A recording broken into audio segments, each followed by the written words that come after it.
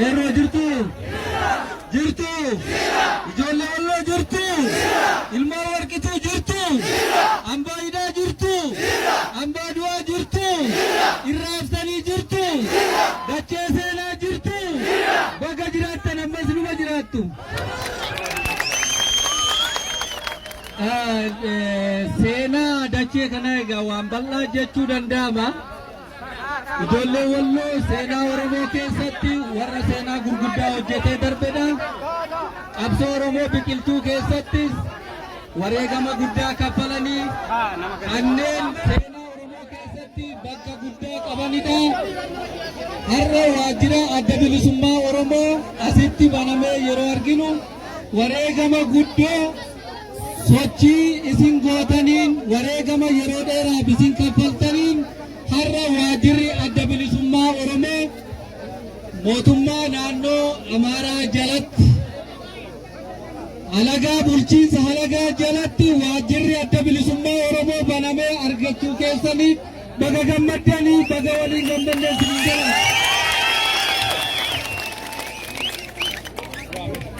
Egaa akkuma beekamu waajjirri adda bilisummaa Oromoo waajjira siyaasaa qofaa miti. Waajjira uummata Oromoo bal'aa kan keessatti uummata Oromoo ijaaranii kan keessatti qabsoo Oromoo fuuldura tarkaanfachiisanii itti dabalees immoo kaayyoo Oromoo kaayyoo abaa'oo kaayyoo bilisummaa galmaan ga'uudhaaf bakka itti jiran qabsoo keenya qindeeffannu waan ta'eef baga kan argattanii bagattiin isin ga'een jedhaan. Egaa akkuma beekamu adda bilisummaa Oromoo yeroo dheeraadhaaf qabsoo uummata Oromoo kana hoogganee qabsoo hidhannootiin waggaa dheeraadhaaf falmaa guddaa kan taasisaa turedha. Har'a immoo qabsoo karaa nagaa gaaffii uummata Oromoo gaaffii siyaasaa uummati keenya qabu gaaffii dinagdee uummati keenya qabu akkasumas rakkoo hawaasummaa uummati Oromoo keessa jiru furmaatatti gochuudhaaf karaa nagaatiin ni danda'ama jedhamee waan walii galameefidha. ABO'n hooggannisaa biyya seenee har'a isin keessatti argamaa jechuudha. Har'a karaa nagaatiin qabsoo kana hin goona nagaadhaan gaaffiin uummata Oromoo akka deebi'u ni taasisna jedhamee yeroo dubbatamu waan tola nuu kennanii yookaan ammoo akkanumatti waan lafa arganne otoo hin taane wareegama ilmaan Oromootiin arganne jechuudha. ABO eenyulleen galchine qabsoo uummata Oromootu hooggan ABO biyya deebise malee eenyulleen nuun kennine jechuudha sagana. Haa ta'u ABO'n biyyaa seenu malee hooggannisaa biyya keessatti hojii jalqabu malee gaaffiin uummata Oromoo deebi'eera jechuu miti. Uummata Oromoo bilisoomeera jechuu miti. Biyya isaa irratti Oromoon abbaa ta'eera jechuu miti. Hin bilisoomne ammallee. Kanaaf hojjenna. Oromoo bilisoomsuuf hojjenna. Oromoon akka biyya isaa irratti abbaa ta'u qabsoofna. Qabsoon keenya galmaan hin geenye itti fufaa jechuudha.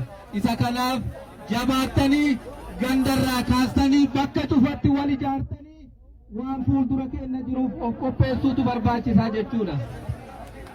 Ifaanaa.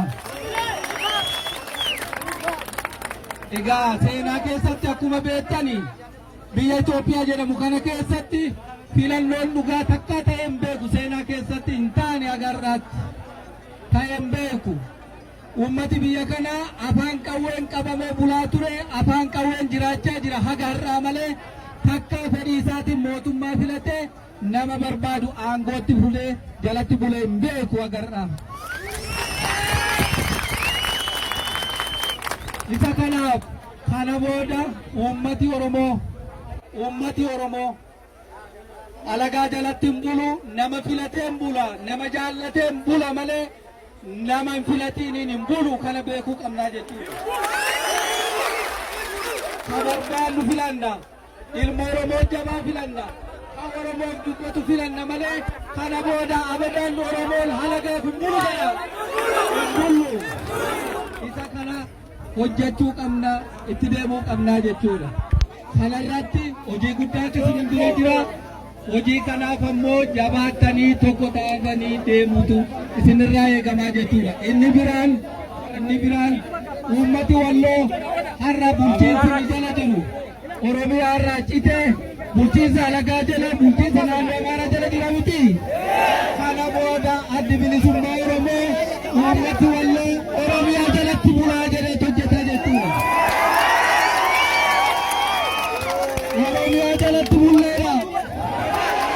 Oromiyaa jalatti bulleera. Ummati oromoo qoqqoodamee hin bulu kana booda. Hin bulu. Walloon oromoodha. Oromiyaa jalatti bula. Oromiyaa jalatti bulla.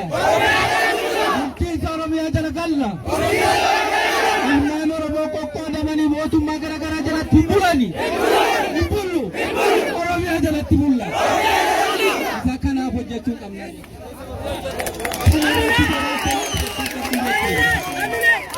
Kana gochuudhaaf ammoo filannoon nu dura jira.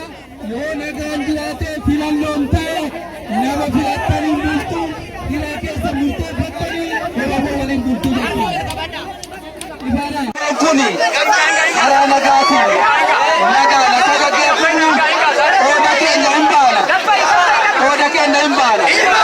Garuu ammoo filannoo kana nu dhowwanii mootummaa barbaanne jalatti bulla malee mootummaa humnaan nurratti fe'anii jalatti hin bullu hin bullu jedhama. Kanallee albiitti qabaachuu qabna isa kanaaf hojjechuu qabna jechuudha. Ifaadha nuti nagaa barbaanna.